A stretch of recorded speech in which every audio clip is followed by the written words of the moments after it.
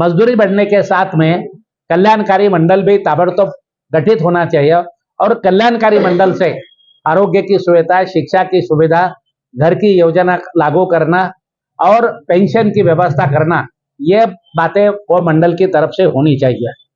तीसरी जो बात है कि सरकार मोदी साहब ने दिसंबर 22 तक पूरे हिंदुस्तान के गरीब लोगों के लिए सरकार की तरफ से घर देने का वादा किया था।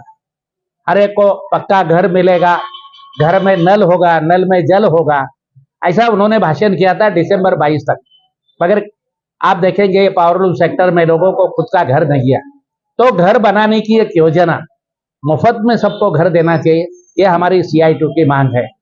11 जून को मैं मालेगांव शहर के सभी मजदूरों को अपील करूंगा, यहाँ के कार्यकर्ताओं को अपील करूंगा, कोई भी यूनियन के आप हो, कोई पार्टी के आप हो, अगर मजदूर के बारे में आपको अगर हमदर्दी है तो आप ये पूरी आंदोलन को, ये जलसे को सपोर्ट करिए।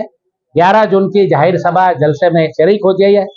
ये पावरलूम सेक्टर के वर्करों का आवाज बुलंद करिए ताकि मजदूरों के जो सवाल है वो हल हो जाए। और अगर मजदूर के सवाल हल होते हैं तो मालेगांव शहर की भी जबरदस्त तरक्की होगी, मालेगांव शहर भी एक डेवलप सिटी होगा, यह मुझे लगता है।